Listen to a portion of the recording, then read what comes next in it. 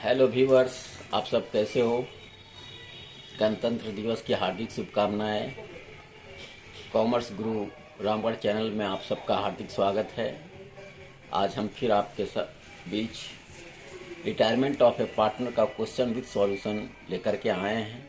आइए देखते हैं हम इसको किस प्रकार समझते हैं।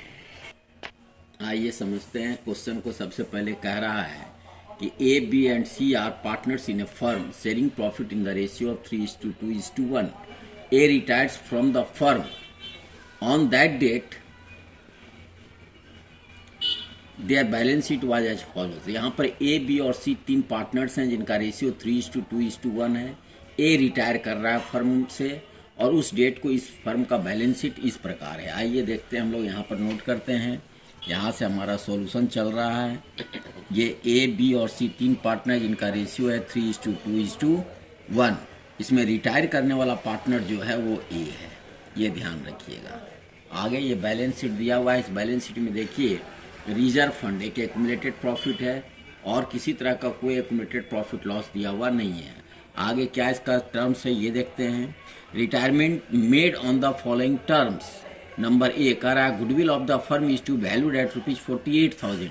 पूरे फर्म का जो गुडविल है वो 48,000 है। इसका मतलब है कि जो रिटायर करने वाला पार्टनर है उसको देने पड़ेंगे, इसलिए हम यहाँ पर कह सकते हैं A share of goodwill equal to 48,000 into 3 2 5 1 6 यानी कि 3/6। 6 8 जा 48, 8 3 जा 24,000। इसका मतलब ए के हिस्से का जो गुडविल है वो 24,000 है और ये एडजस्ट हो जाएगा बी और सी में। किस रेशियो में ये आपको पता होना चाहिए, गेनिंग रेशियो में। तो अब ये देखते हैं कि इन लोगों का हमारा गेनिंग रेशियो क्या है।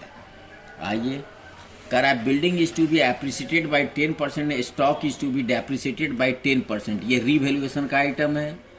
A will be paid through bank.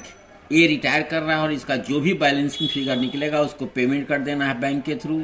After using bank balance if required necessary loan may be obtained from bank. कह रहा है कि रिटायर करने वाला पार्टनर जो ए है उसको बैंक के थ्रू पेमेंट होगा और हमारे पास जो बैंक अवेलेबल है अगर उससे ज़्यादा का ज़रूरत पड़े तो हम बैंक से लोन ले सकते हैं। नेक्स्ट कह रहा है the new profit sharing ratio of B and C is decided to be 5:1। ये देखिए न्यू रेशियो दिया हुआ है। देखिए हम यहाँ लिख रहे हैं new ratio of B and C. B and C 5:1। इसका मतलब है कि हमको गेनिंग रेशियो निकालना पड़ेगा। तो आइए गेनिंग रेशियो हम निकालते हैं। देखिए गेनिंग रेशियो बी का गेनिंग रेशियो क्या होगा, तो new ratio minus old ratio. Gaining ratio equal to क्या होता है, new ratio minus old ratio.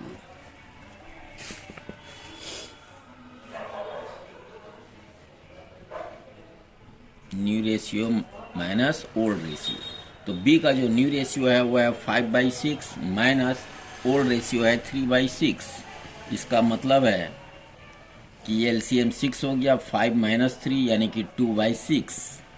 जबकि सी का देखिए गेनिंग रेशियो, इसका न्यू रेशियो है 1/6 और ओल्ड रेशियो भी है 1/6। इसका मतलब ये, तो इसका मतलब है कि ये पूरा का पूरा जो इसके हिस्से का गुडविल है वो सी में ट्रांसफर नहीं होगा, केवल किस में ट्रांसफर हो जाएगा, बी में। आगे क्या कहता है, give necessary ledger accounts and the balance sheet of B and C. अब लेजर नेसेसरी बोल रहा है बनाने के लिए, तो हम लोग लेजर में आइए देखते हैं। सबसे पहले रीवैल्यूएशन अकाउंट बनाएंगे, फिर पार्टनर्स कैपिटल अकाउंट बनाएंगे और नया बैलेंस शीट बना देंगे। देखिए सबसे पहले हम लोग रीवैल्यूएशन अकाउंट बना रहे हैं और रीवैल्यूएशन अकाउंट में बहुत ज़्यादा आइटम नहीं है, सिर्फ 2 आइटम पर था।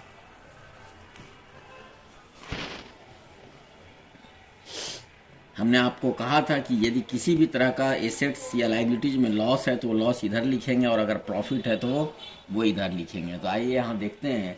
कह रहा है कि बिल्डिंग का वैल्यू अप्रिशिएट कर गया है 10%, जबकि बिल्डिंग जो था वो 40,000 था। तो अगर इसका मतलब है कि बिल्डिंग में हमारा प्रॉफिट हुआ है तो हम यहाँ लिख सकते हैं बाई बिल्डिंग 4,000 जबकि आगे कह रहा है कि स्टॉक में डेप्रिसिएशन हो गया 10%, और स्टॉक था हमारा 10,000 का, इसका मतलब है कि 1,000, तो हम यहाँ लिख सकते हैं टू स्टॉक 1,000, और किसी तरह का कोई अप्रिसिएशन और डेप्रिसिएशन नहीं है। तो आप ये देख रहे हो कि कुल मिला के हमारा प्रॉफिट का पोर्शन अधिक है, तो इसलिए ये हो गया 4,000, ये हो गया 4,000, और तब यहाँ लिख सकते हैं हम to profit transferred to partners capital, partners capital account A, B और सी तीनों पार्टनर में मिलेगा। आइए देखते हैं, ये 3,000 है जिनका रेशियो हमारा ओल्ड रेशियो था 3:2:1, इसी में बढ़ जाएगा। ये हो गया आपका 6/25 500, ये 1,000 और ये 1,500। इस प्रकार ये हमारा रिवैल्यूएशन अकाउंट बनकर कंप्लीट हो गया। और तब नेक्स्ट हम बनाते हैं partners capital account, partners capital account. आइए देखते हैं पार्टनर्स कैपिटल अकाउंट किस तरह बनेगा। इसके अंदर 3 पार्टनर हैं,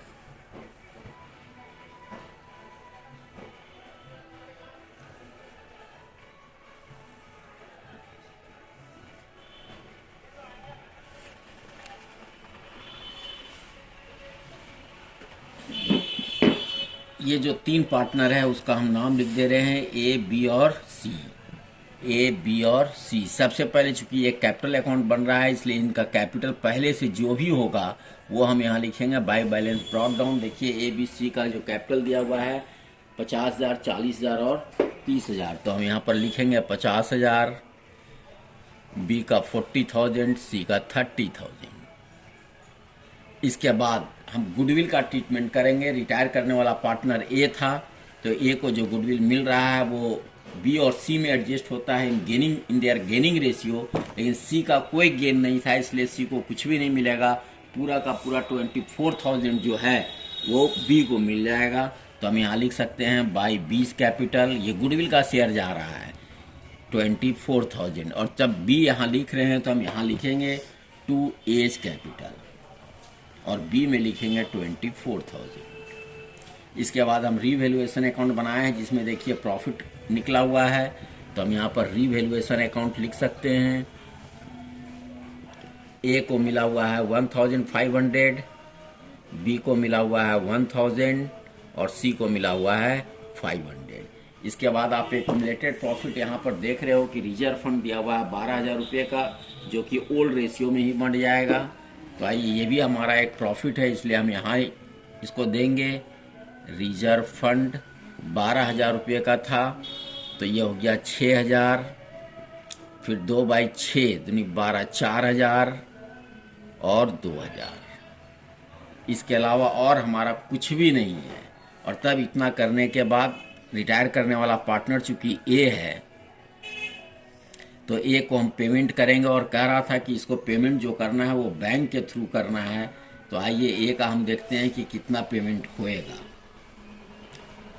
50, 20, 70, 74, 1, 75 और 6, 81,500 रुपया इधर बैलेंस आ रहा है टोटल, यही 81,500। और तब बैलेंस भी देखिए आपका 81,500 का ही निकल गया। और तब हम इसको पेमेंट करेंगे, यहाँ लिखेंगे टू बैंक अकाउंट।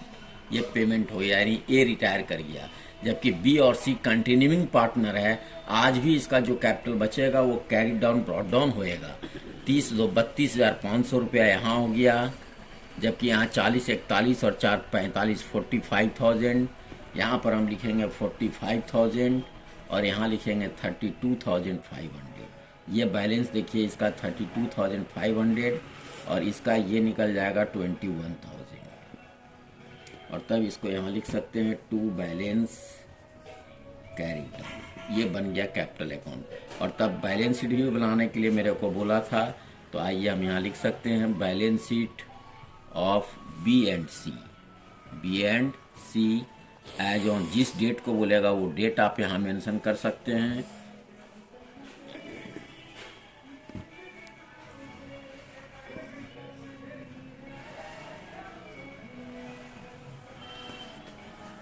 देखिए इधर आपका एसेट्स है और इधर आपका लायबिलिटीज है।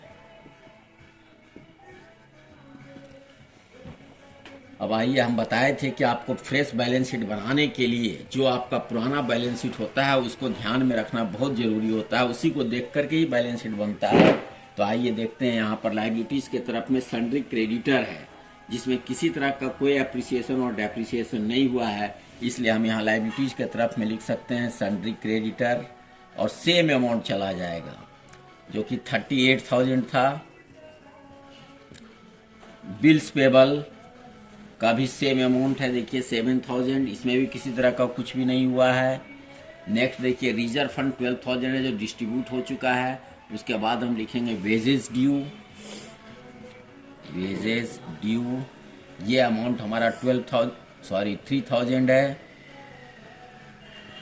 बैंक से लोन हमारे पास देखिए, चूंकि इसको हम पेमेंट 81,500 का किए जबकि हमारे पास बैंक अवेलेबल था 38,000, इसका मतलब बाकी जो है वो हमारा बैंक लोन है, इसलिए हम यहाँ पर बैंक लोन भी लिखेंगे।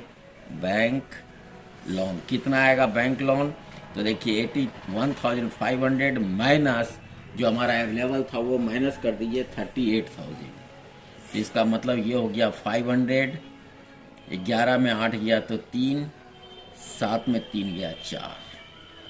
इसके बाद आप यहाँ लिख सकते हो कैपिटल्स, और तब कैपिटल के अंदर केवल बी का आएगा और सी का। बी का कैपिटल 21,000 निकला हुआ है, सी का कैपिटल 32,500। इस प्रकार आप टोटल करके बाहर कर दे सकते हो। ये 500, 2 1 3, 3 और 2 5। अब एसेट साइड में चलते हैं।